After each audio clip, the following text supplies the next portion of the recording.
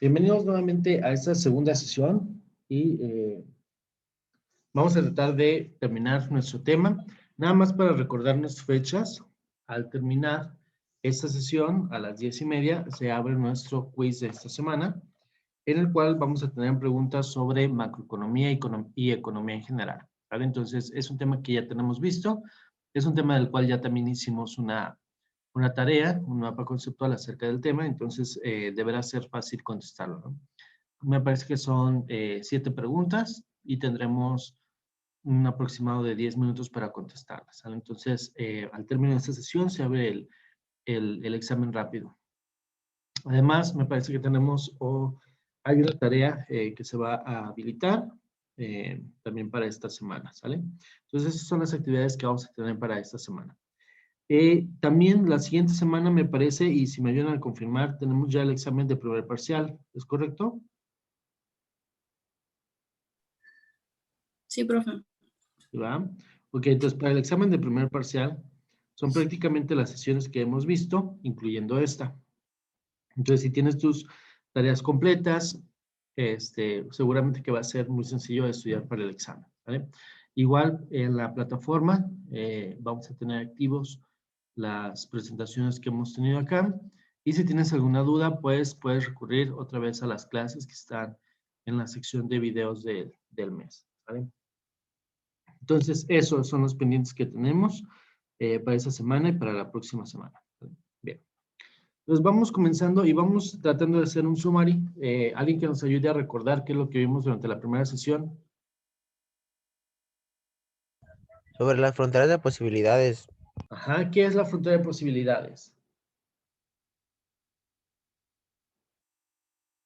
Es el límite donde la empresa, lo que la empresa puede producir. Ajá, la empresa o las economías, ¿no? No solamente una empresa, sino ya estamos hablando en macroeconomía, en economías, ya sea de un estado o economías de un país o en general una sociedad, ¿no? Bien, ¿qué más? Es explotar mis recursos al 100%, como dar todo mi potencial. Muy bien, ¿qué más? ¿Qué más vimos aparte de la frontera? ¿Cuáles son los dos tipos de bienes que tenemos? Cuando es eficiente De e capital y de ineficiente. consumo. Ajá, también la frontera cuando es eficiente y cuando es ineficiente, los tipos de productos que tenemos, perdón, los tipos de bienes que tenemos son los bienes de capital y los bienes de consumo, ¿va? ¿Qué más vimos? Prácticamente es todo, ¿va? Lo que hemos visto. Un poquito vimos sobre las elecciones otra vez, ¿no? Acerca de cuándo es necesario elegir una cosa por la otra y a lo que estamos renunciando, que es el costo de oportunidad, ¿no? Entonces, todo está como un poquito interrelacionado con lo que ya hemos visto durante las sesiones anteriores. Vamos entonces a continuar con nuestro tema y por aquí tenemos un pequeño ejercicio, ¿no? Vamos a seguir sobre la línea de la frontera de posibilidades de producción. Y vamos a necesitar que todos pongamos un poquito de atención y si tenemos por ahí un papel y un lápiz o una pluma, vamos a intentar hacer cada quien nuestro ejercicio individual. Supongamos que una sociedad simple tiene una economía con un único recurso, que es la mano de obra. La mano de obra puede asignarse a la producción de tan solo 2 artículos. X es un artículo de comida y Y es un bien de lujo. Supongamos que la mano de obra está compuesta por 100 trabajadores. Un trabajador puede generar cada mes 5 unidades de comida o 10 unidades del bien de lujo. ¿Sí? Les vamos a trazar una gráfica de fronteras de posibilidades de producción y vamos a contestar dónde se intersecta el eje de las Y y dónde se intersecta el eje de las X y qué significado tienen estos puntos. ¿Sí? Entonces, vamos a intentar hacerlo nosotros en casa y vamos viendo dónde se intersectan cada uno de los puntos.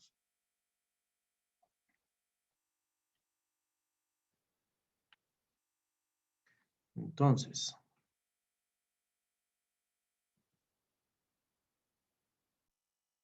ok, va. Entonces, vamos viendo qué es lo que nos da. Primero vamos ordenando nuestros datos. Me está diciendo entonces que yo tengo 100 trabajadores. Cada uno me genera 5 unidades de comida y 10 unidades de bien de lujo, ¿sí? Decíamos entonces que lo voy a ordenar por aquí. En el eje de las Y, ¿sí? Son los bienes, perdón, en el eje de las X vamos a poner la comida. Y en el eje de las Y vamos a poner los bienes de lujo. ¿Ok? Yo voy a tener 100 trabajadores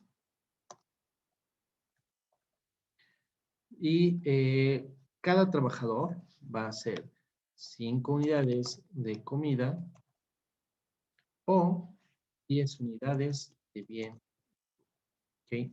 Lo cual significa que a la hora que yo lo multiplico por 100, voy a tener 500 unidades de comida o 1000 unidades de bien de lujo. ¿Estamos todos de acuerdo hasta aquí?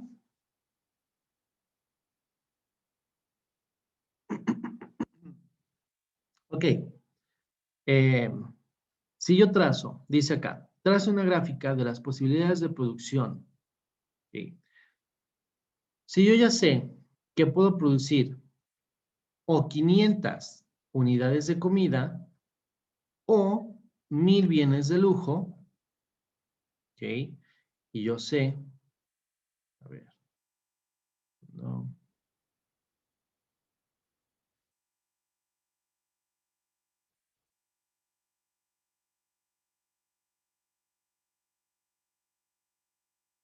¿Ok? Yo tengo más o menos así mi gráfica, ¿correcto? Y me lo voy a poner de otro color.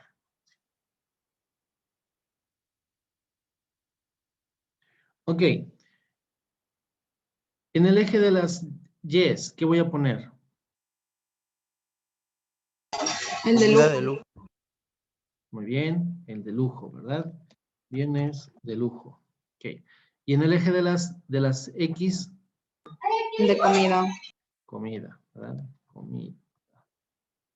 Perfecto. Ok. Yo ya sé, entonces, que aquí es mi origen, ¿sí? O mi punto cero. ¿Estamos?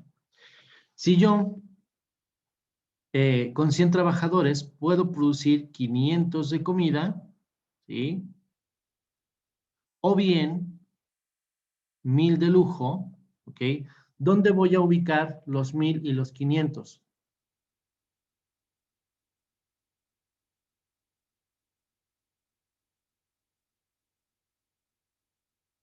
Hasta el final. Hasta el final, ¿correcto? Entonces, aquí yo voy a poner 500, perdón, no, sí, 500 de comida. Y aquí yo voy a poner 1000 de lujo. ¿Estamos de acuerdo? ¿Hasta aquí estamos de acuerdo? Carita de sorpresa, sí, no entendí cómo hice eso.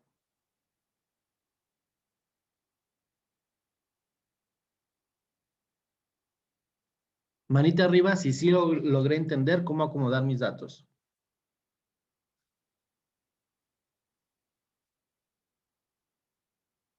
Perfecto, muy bien. Primera parte está entendida entonces. Yo ya sé entonces que puedo producir o bien de lujo, o bien 1000 unidades de lujo, o bien 500 de comida, ¿sí? Ok, siguiente pregunta dice, ¿dónde se intersecta el eje de las Y y dónde se intersecta el eje de las X? ¿Sí? Para contestar esto yo ya lo tengo acá. Y yo digo que entonces el eje de las Y, que son los bienes de lujo, se intersecta, se intersecta en el 0, ¿sí? Coma 1000, y el de comida se intersecta en el 0,500, ¿sí? ¿Qué significa eso? ¿Alguien que nos pueda ayudar a hacer la conclusión? ¿De qué significa eso? No se está produciendo nada, ¿no, profe? No lo sé. A ver, ¿alguien más? ¿Otra opinión? ¿Qué significado tiene este punto, el de los 1000 de lujo? ¿Qué es lo que más se puede producir? Es lo que más se puede producir cuando yo produzco 0 de comida, ¿correcto? ¿Y qué significan los 500 de comida? Aquí, el punto este. ¿Qué es lo que más se produce si no se produce nada de lujo? Exactamente, exactamente. Entonces, yo voy a decir que cuando yo produzco 1000 unidades de lujo, no puedo producir nada de comida. Y cuando yo produzco 500 unidades de comida, no puedo producir nada de lujo. ¿Ok? Si yo trazo una línea aquí, ¿qué estoy trazando prácticamente? La frontera. Una frontera. Bravo, esa va a ser mi frontera de posibilidades de producción. ¿Ok? Bien. Va a ser mi frontera de posibilidades de producción. Excelente. Estamos haciendo excelente. Bien. Ahora, dice lo siguiente. Supongamos que la economía produjo un punto dentro de la frontera de posibilidades de producción. Y voy a primero, me gusta colorear colorear toda mi área. Entonces yo lo voy a hacer así. Ahí. Perdonen el pulso. Voy a colorear toda mi área. Ok, excelente. Ahora sí me voy al siguiente punto. Ay, perdón. Dice, supongamos que la economía produjo un punto dentro de la frontera de posibilidades de producción. Supongamos que tenemos un punto aquí. Ok. Menciona dos razones por las que ha ocurrido esto. ¿Por qué tenemos un punto dentro de la frontera de posibilidades de producción? ¿Qué significa eso?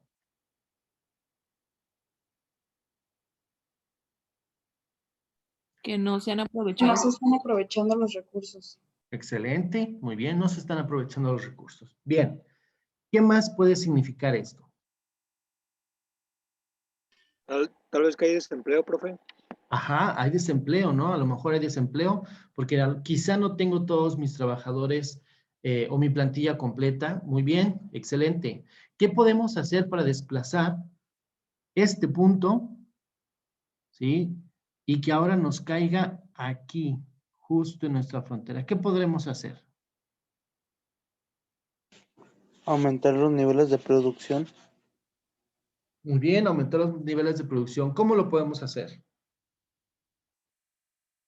Trabajando, teniendo al 100 a todos los trabajadores, los 100 Teniendo, empleados, ajá, ¿qué más?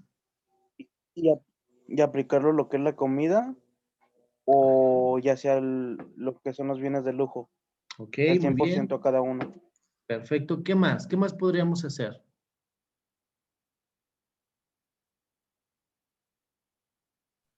Producir poco de los dos. Bueno, la mitad de Ajá, los dos. ajá, muy bien. ¿Qué más se puede hacer? Vamos a suponer que yo, por azares del destino, no puedo contratar más gente. Me tengo que quedar con los 50, ¿no? Con los 50 Hacerlos mismos. trabajar más horas. Muy bien, Nubia. Hacerlos trabajar más horas, ¿sí? En lugar de que trabajen 8 horas, pues ahora van a trabajar cada uno 12 horas. Y entonces yo tengo que picarle las costillas para que en lugar de producir lo mismo, ahora produzcan más. ¿Sí? Recuerdan que en el ejemplo de las naranjas, a la hora que queríamos sacar 600, o podíamos contratar más, o nos especializábamos y los mismos 30 producíamos 20 naranjas en lugar de 10. Y entonces una forma de llevarnos también a la frontera de posibilidades de producción sin contratar más gente o teniendo desempleo es que con los recursos que tengamos o con los trabajadores que tengamos, hacerles producir más, ¿sí? Digamos, explotarlos de alguna manera, ¿no? Entonces, nosotros podríamos exigirles a los trabajadores que produzcan más. Muy bien. ¿Qué más podríamos hacer?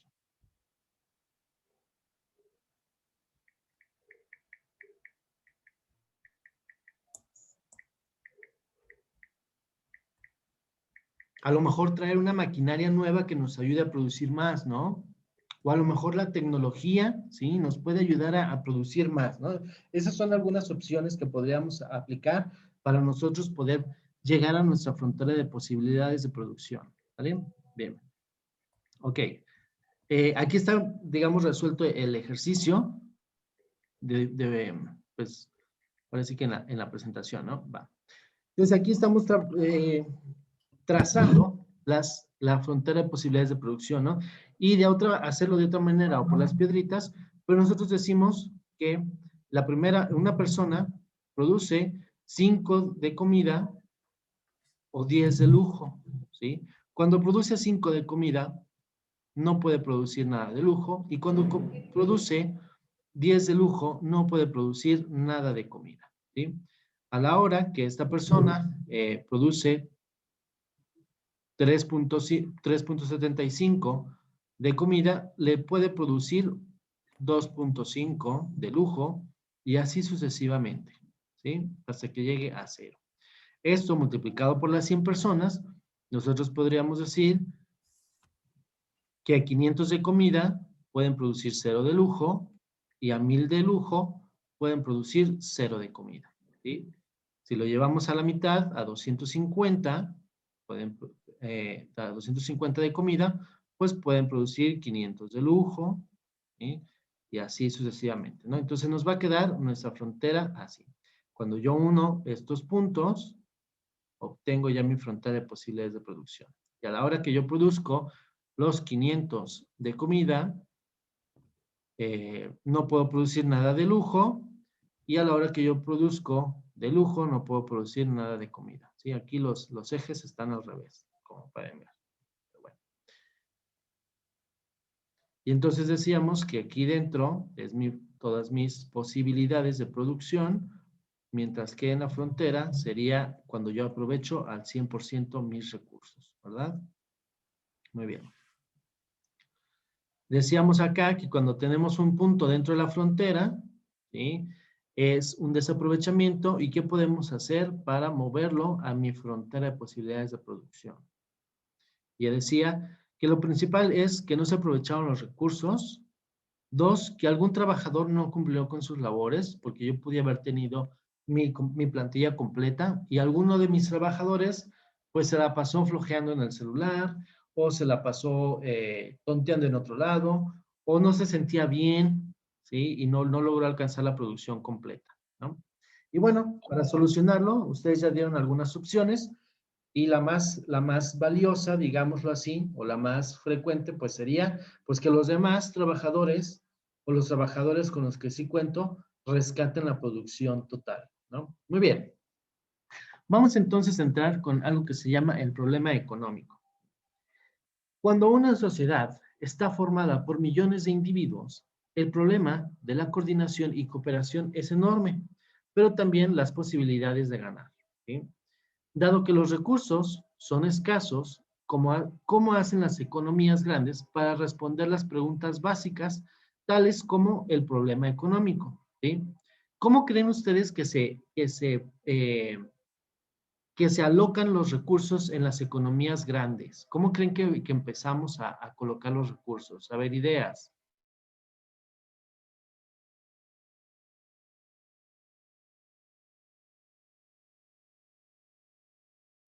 ¿Qué es lo que tenemos que resolver primero?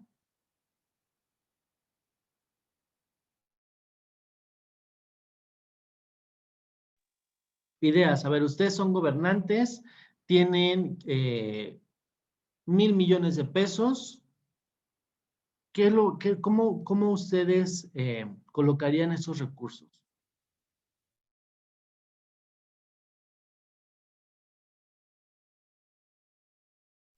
A ver, ideas. ¿En qué se Yo enfocarían? diría,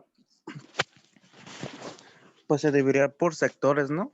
Como por áreas, para que esas áreas fueran dividiendo esa economía de manera Ah, individualizada. bien. ¿Qué más? ¿Qué otra idea?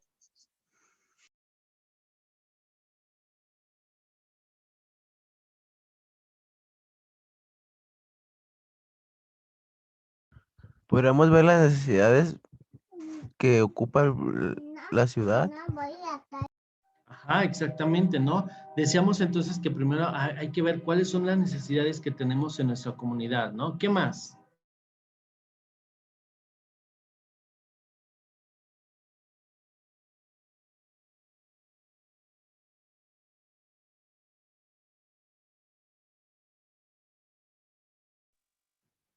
¿No hay ideas más? Bien, bueno, pues sí, efectivamente, primero vamos a ver cuáles son las necesidades que hay en nuestra comunidad y después darles prioridad, ¿no? Recuerdan que fue de las primeras cosas que hablábamos, ¿no? Decía entonces, una economía centralizada y pura, las preguntas económicas básicas son contestadas por el gobierno central mediante una combinación de propiedad pública, de empresas estatales y planificación central. El gobierno directa o indirectamente fija las metas de producción, ingresos y precios, ¿sí? Entonces, en una economía centralizada, los gobiernos son los que nos van a decir cuánto producir, cómo producir, qué producir, ¿sí? ¿Qué son las preguntas económicas? ¿Recuerdan? Eso lo vimos en la sesión anterior. ¿Qué producir? O sea, ¿cuáles son las necesidades que vamos a satisfacer? ¿En qué momento vamos a satisfacer esas necesidades? ¿En qué momento tenemos que producirlo? ¿Quién lo va a producir? ¿Sí? ¿Cómo lo vamos a producir? ¿Vale? Entonces, esas son nuestras preguntas económicas. ¿Qué producir? ¿Cómo producir? ¿Cuándo producir? ¿Y quién lo va a producir? Y esas preguntas, en una economía centralizada, no las va a contestar el gobierno. Vamos a suponer que a mí me va a decir, tú vas a producir la carne de res. Y a Alejandra le va a tocar producir las naranjas. Y a Azalia le va a tocar producir la carne de puerco. Y yo les voy a decir, yo gobierno les voy a decir que Alejandra tiene que producir 500 toneladas de zanahorias y que Azalia tiene que producir 200 toneladas de carne de puerco. Y así sucesivamente. Y yo les voy a decir además cuándo producirlas. En enero tú vas a producir, en febrero tú vas a producir. ¿Cómo lo vas a producir? Pues con estos recursos, ¿sí? Entonces, en una economía centralizada, pura, esas preguntas y estas designaciones nos las va a hacer el gobierno, ¿sí? El gobierno nos va a decir cómo producir, con qué recursos producirlo, las metas de producción, los ingresos por la producción, incluso nos va a decir el precio en el que tenemos que ponerlo, ¿no? Y eso es parte de un sistema económico, una economía centralizada, ¿sí? Por otro lado, en las economías liberales se encuentra, se refiere a la nula participación del gobierno en la economía, ¿sí? En una economía liberal, el gobierno no nos va a decir quién, ni cómo, ni cuándo, ni con qué recursos vamos a producir. Simplemente está ahí paradito, viéndonos desde afuera, y cada uno de nosotros tomará la decisión de producir zanahorias o calabazas, ¿no? Y si todos decidimos producir zanahorias, pues bueno, nuestro problema será a la hora de vender. Entonces, el gobierno no se va a meter ni nos va a decir, oye, ya son muchos produciendo zanahorias, bájenle, ahora hay que producir calabacitas, ¿no? El gobierno no se va a meter en nada de eso.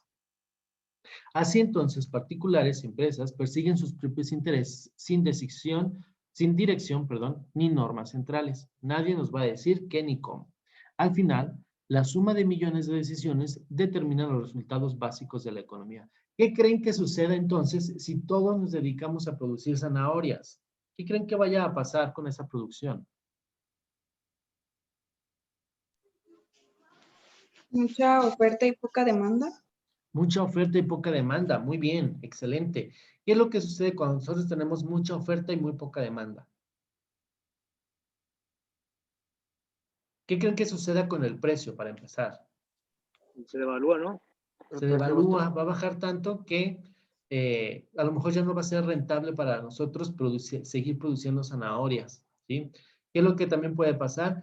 Que las cosechas de zanahorias se echen a perder. ¿Por qué? Porque hay tanta producción que, o sea, ya nos comimos toda la que nos queríamos comer y ahora qué vamos a hacer con la demás zanahoria, ¿no?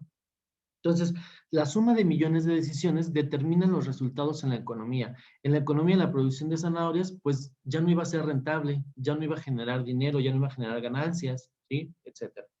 La institución central por la que el sistema liberal responde a las preguntas esenciales de la economía es el mercado, ¿sí?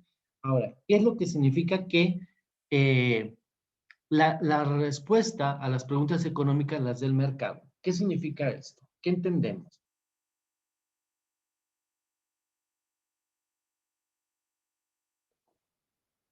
Las preguntas económicas, ¿qué producir? ¿Cuándo producir? ¿Cómo producir? ¿Y con qué recursos? Me las va a dictar el mercado. ¿Qué significa esto? Que dependiendo la demanda, pues habría que vender.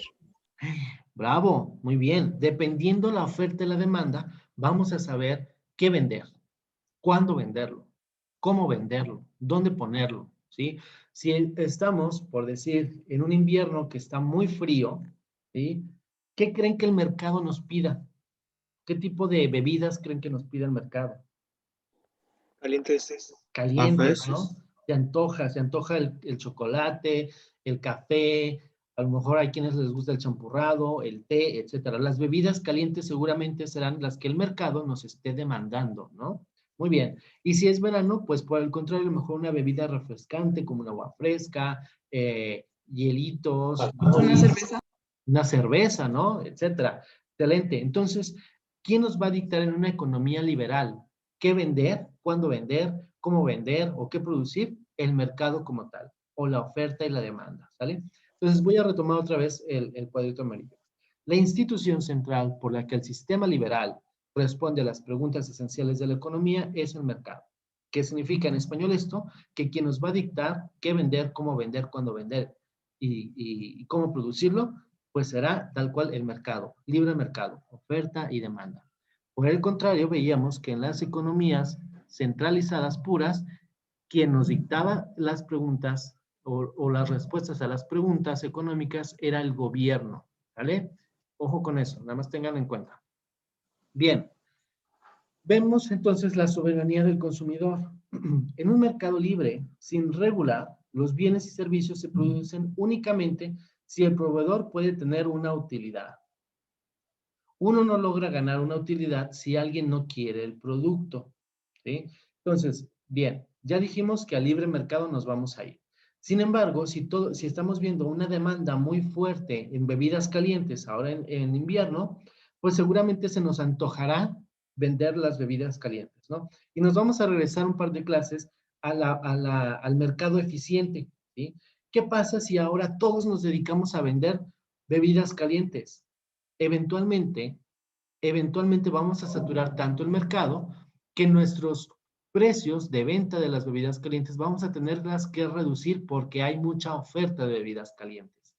Va a llegar un punto en el que vamos a decir, no me es rentable. ¿Vale? En un mercado libre sin regular, los bienes y servicios se producen únicamente si el proveedor puede tener una utilidad. A la hora que tú dejas de tener utilidad, dejas de estar interesado en vender ese producto y te retiras del mercado. ¿Sí? Bien. El surtido del producto que se encuentra en un sistema de mercado está dictado en última instancia por los gustos y preferencias de los consumidores.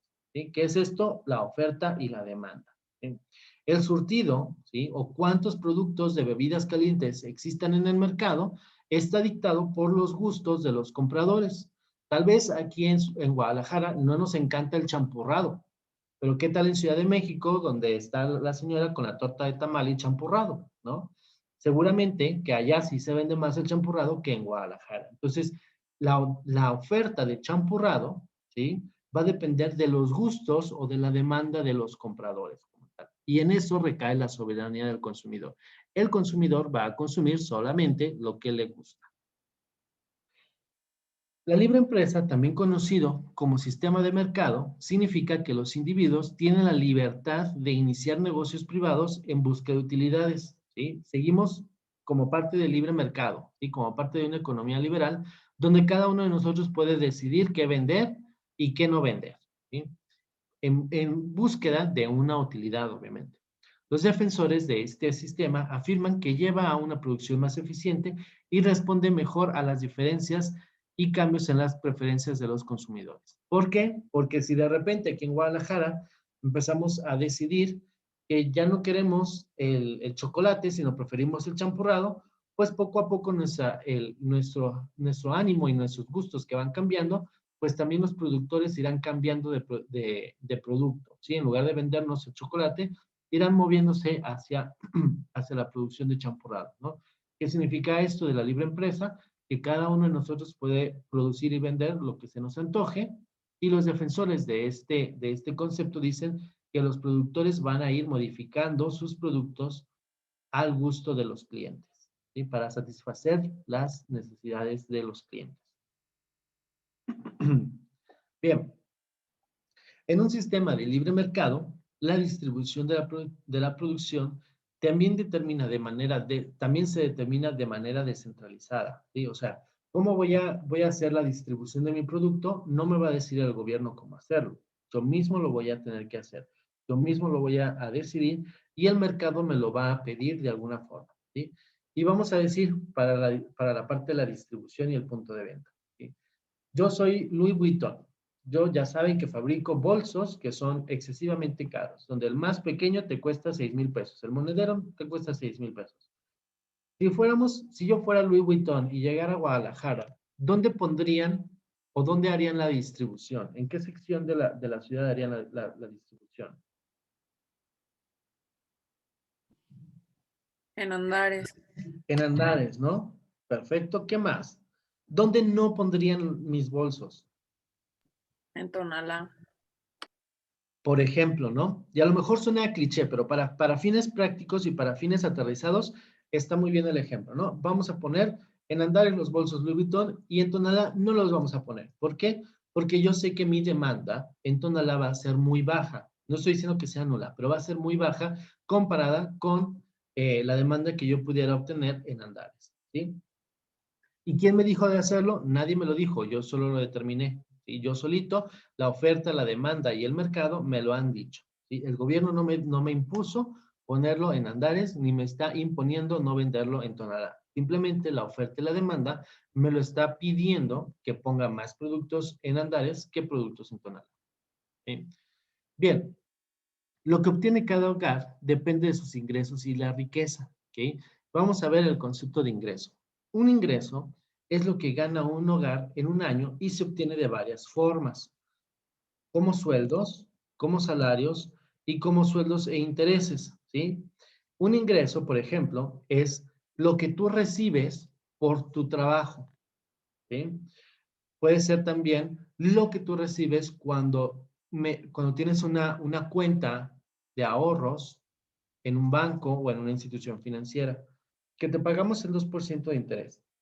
Ese 2% es un ingreso, ¿sale? Entonces, el ingreso de una familia o de un hogar es cuánto recibe en dinero por su trabajo o por los intereses que le han generado alguna inversión. ¿Ok? Eso es un ingreso. Por otro lado, tenemos el concepto de riqueza. Y riqueza es lo que han acumulado los hogares de ingresos pasados por ahorro o herencia. ¿Sí? Ok, entonces, ¿cuál es la diferencia entre ingreso y riqueza? El ingreso es lo que tú recibes mensualmente o semanalmente por tu trabajo o por los intereses de alguna inversión. La riqueza, por otro lado, es lo que tienes ahorrado o que tienes acumulado, ¿sí? Por ingresos del pasado o por herencias, ¿sí? O por donaciones, ¿sí? Una donación o un ahorro, perdón, una donación o una herencia, ¿por qué no es un ingreso? Porque como quien dice, no lo trabajaste. Perfecto, porque no lo trabajaste, tú no te lo ganaste, te lo regalaron. Entonces tienes más riqueza, ¿sí?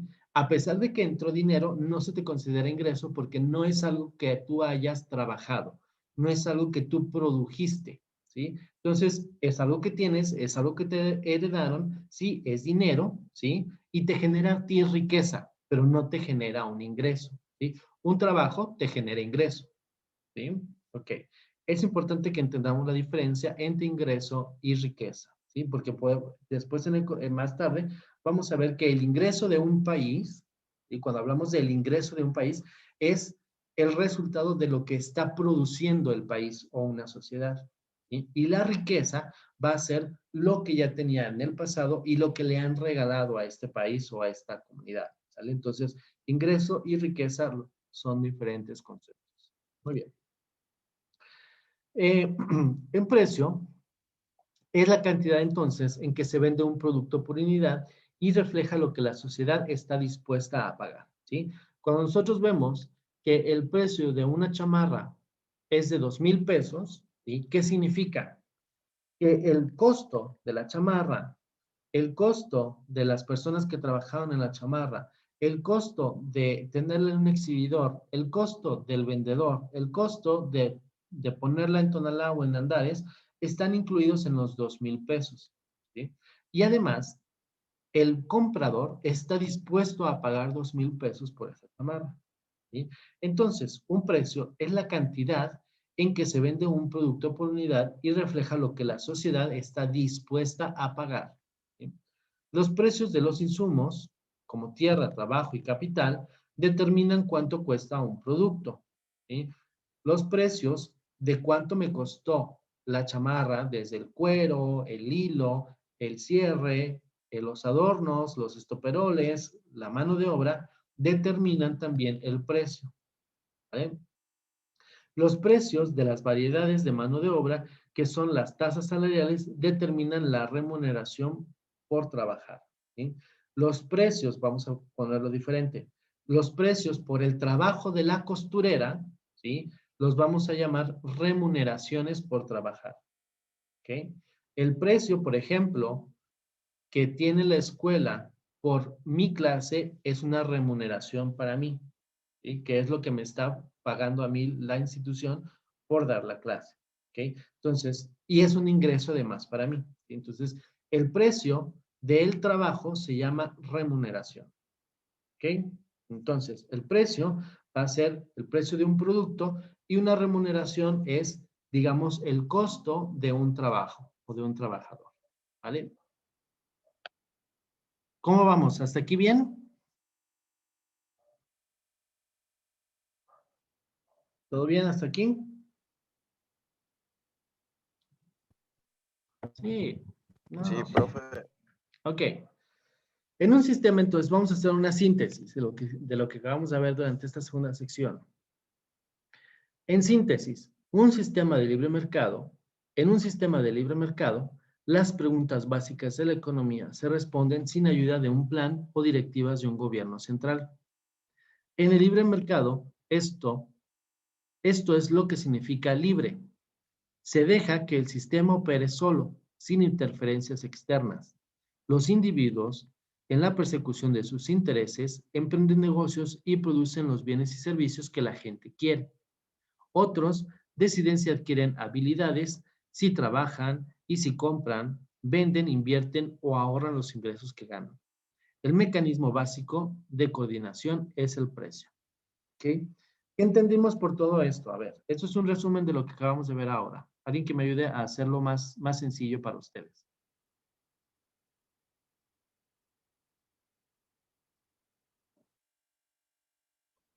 ¿Qué entendimos de los sistemas económicos?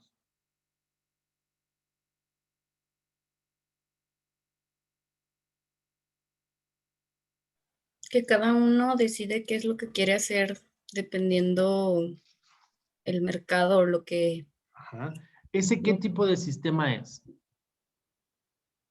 es libre. Liberal. ¿Mm? ¿Y cuál es el otro tipo de sistema? En el que el gobierno controla todo, Ajá, ¿cómo se llama? centralizado. Ujú. Muy bien, excelente. En el sistema de libre mercado, ¿quién nos dice qué comprar, perdón, qué producir, cuándo producir, cómo producir? El mercado. El mercado, ¿a través de qué? Del demandante. Ajá, a través de la oferta y la demanda, ¿correcto? Excelente, muy bien. ¿Qué es el significado de ingreso? ¿Cuándo puedo considerar ingreso?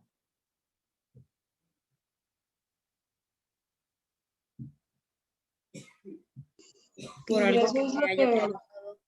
Ajá, es por algo que hayamos trabajado, ¿correcto? Es el pago de mi trabajo, muy bien. ¿Una donación y una herencia son un ingreso? No. No. No lo son, ¿verdad? No lo son. Sin embargo, ¿qué sí significa eso? ¿Qué aumenta? La riqueza. La Tenemos el dinero, riqueza. pero no Ujú, como ingreso. exacto. Tenemos el dinero, pero no lo tenemos como ingreso. ¿Por qué? Porque no es recurrente, porque no es el pago de un trabajo que yo he hecho, etcétera, ¿no? Sin embargo, se aumenta mi riqueza porque, digamos, mi cuenta bancaria o mi cochinito está más choncho, ¿no? Muy bien, excelente. ¿Preguntas hasta aquí del tema?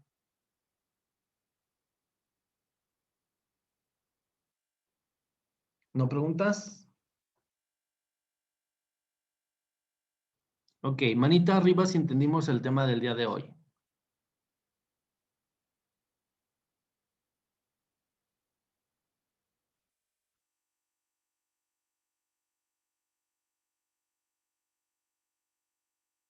Ok, perfecto. Carita de sorpresa si creen que necesitamos darle otra vueltita.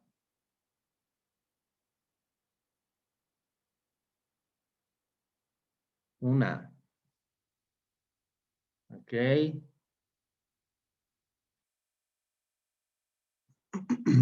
Ok, ok. Tuvimos una carita de sorpresa. Aquí creen que le tenemos que dar otra vueltita.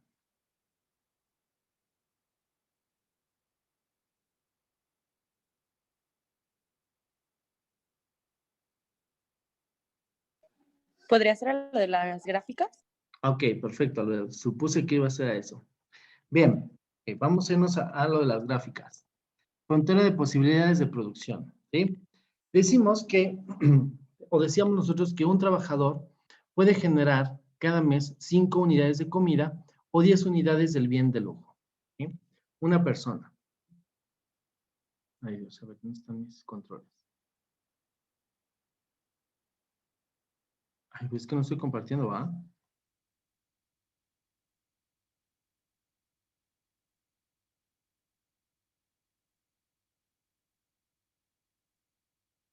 Aquí vamos, ahora sí.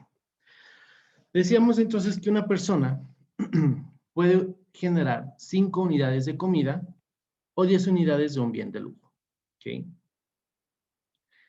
Entonces nosotros lo vamos a poner, o lo vamos a anotar en una tablita muy sencilla. Una persona puede producir 5 unidades de comida o, aquí la clave es o, 10 unidades de lujo, ¿sí?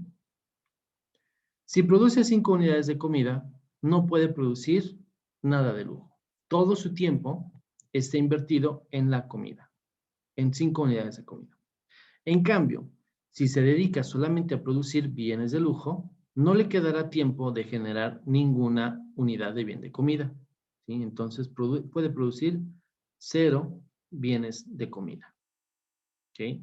Cuando produce todo el tiempo comida, no puede producir nada de lujo, ¿ok? Eso es lo que hace una sola persona.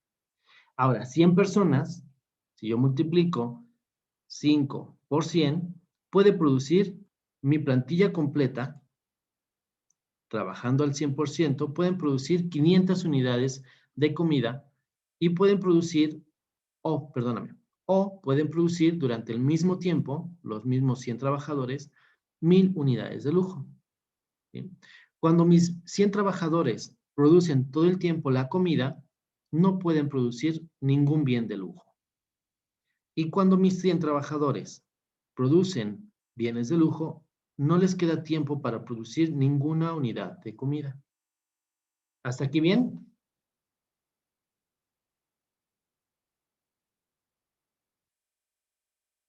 ¿Esta parte sí la entendimos? Sí, Sí, profe. profe. Ok, perfecto. Entonces, cuando yo lo voy a graficar, ¿sí?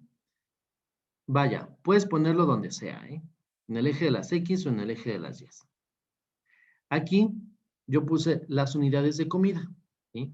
Cuando yo puedo producir 500 unidades de comida, ¿sí? Que va a ser este punto aquí, no puedo producir ningún bien de lujo.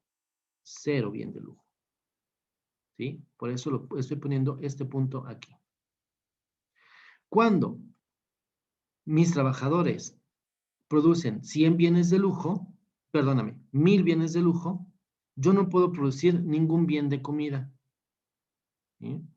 Cuando mis trabajadores producen 1000 bienes de lujo, yo no puedo producir nada de comida. Y aquí está el punto. ¿Ok? Muy bien. A la mitad, para hacerlo más sencillo. ¿Sí? A la mitad, 250 de comida. 250 de comida, ¿sí? Me van a dar la mitad de tiempo para hacer los de lujo, que son 500. ¿Sí? Que aquí está. Cuando yo puedo producir 250 de comida, tic, tic, tic, tic, tic, tic, yo puedo producir 500 de lujo, ¿correcto? Y así podría ir yo trazando cada uno de los puntos.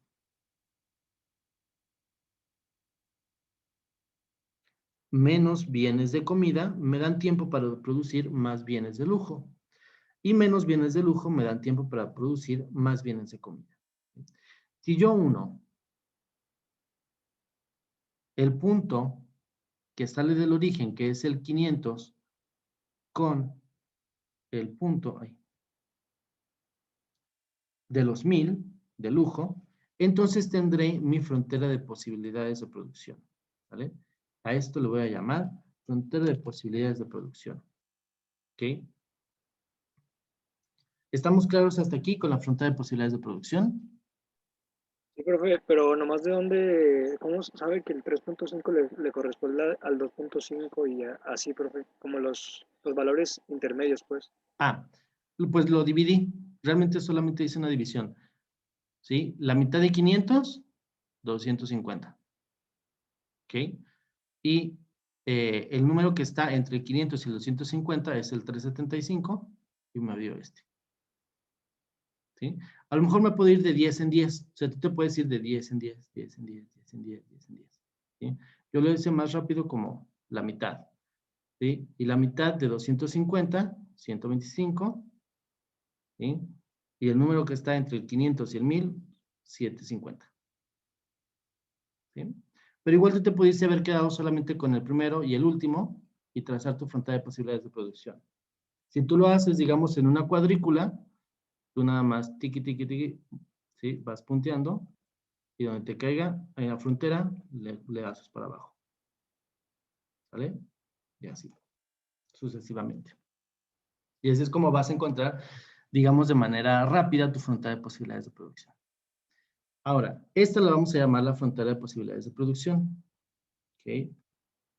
A todo lo que está debajo de la frontera, ¿qué significa?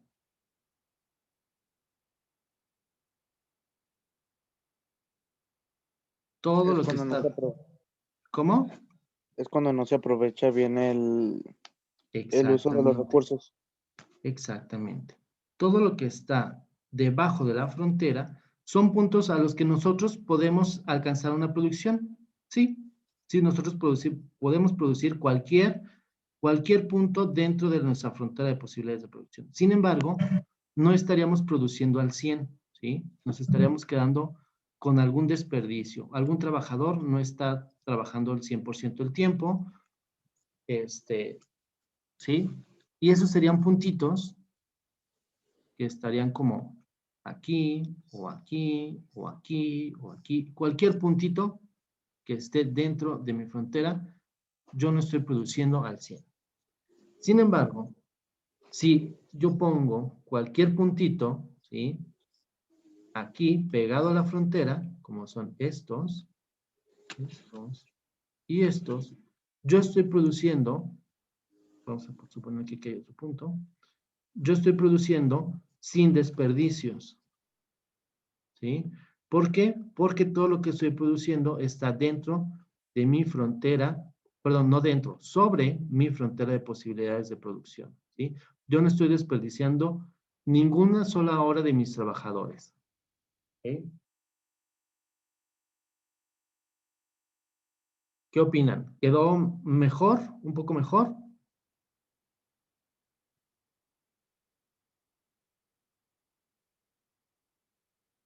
¿Más o menos?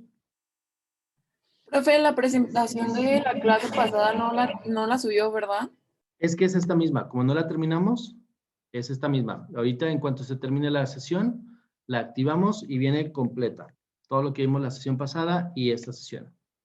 Es una sola presentación. Gracias. ¿Vale? Bien, en la presentación que vamos a ver, si no tenemos más preguntas, en la presentación que tenemos en la plataforma,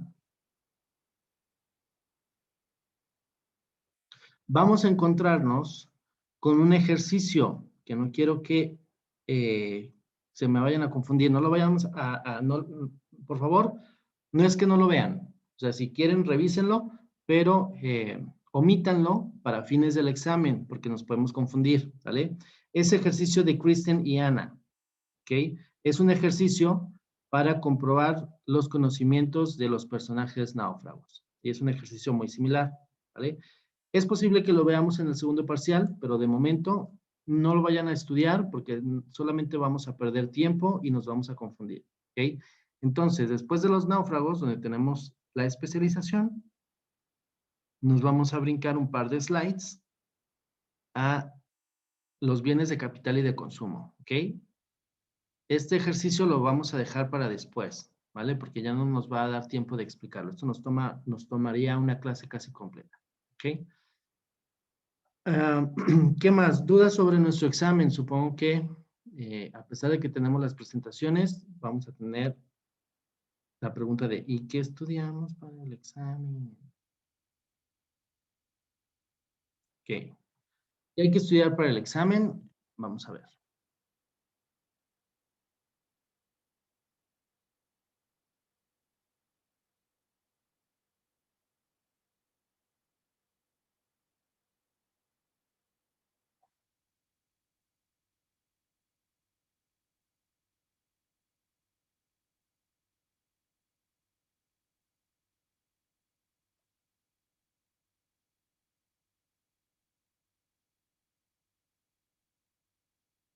Ok, para el examen hay que estudiar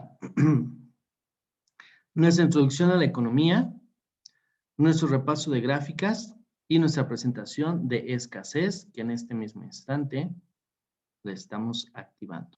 ¿Ok? Y es la presentación que hemos revisado la clase pasada y esta clase. ¿Dónde está? Aquí está. Mostrar. ¿Ok? Esta semana también hay que entregar nuestro mapa conceptual de escasez, ¿ok? Y nuestro examen o quiz rápido, examen rápido de economía y primeros conceptos, ¿ok? Que no tiene mucho que ver con escasez, sino más bien con nuestra introducción a la economía, ¿ok? Y eso es todo lo que hay que estudiar para nuestro primer examen parcial. Estas tres diapositivas, perdón, esos tres archivos de diapositivas, ¿ok? ¿Qué más? Bueno, pues creo que es todo, ¿no? Ya tenemos 3 tareas, ¿sí? Con esta va a ser la tercera tarea, que son las 3 tareas que vamos a tomar en cuenta para tu calificación. Tus 3 quizzes, que los hayas contestado. Y recuerden que tenemos que ser responsables de lo que hacemos y de lo que dejamos de hacer. Cada uno de nosotros sabemos qué contestamos, qué no contestamos, qué entregamos, qué no entregamos. Y de ello dependerá, pues, nuestra calificación, ¿vale? ¿Preguntas? ¿Dudas? ¿Comentarios? Profe, la semana pasada yo reinicié el quiz. O sea, lo hice 2 veces porque me daba la opción. Ok, no pasa nada. Cuando le suceda eso, el puntaje más alto es el que se queda. Teóricamente no les debería dar chance de volverlo a repetir, pero si les llegara a suceder que por algún error del sistema pueden repetir el quiz, la calificación que se registra es la más alta. Ok, gracias. ¿Qué más? Si no hay más dudas, entonces lo libero para que podamos ir a hacer nuestro examen rápido del día de hoy, que ya empezó hace 1 minuto, ya está activo. Y está activo hasta las 11:30, o sea que tenemos 1 hora para contestarlo, ¿vale? Si no hay más preguntas, nos vemos dentro de 2 semanas. La próxima sesión es examen y no hay clase. Entonces solamente nos enfocamos en el examen, ¿sale? Recuerden entregar la tarea que está programada para el final de esta semana, ¿ok? Les deseo una buena semana y que tengan una buena semana de exámenes también. Gracias, profe.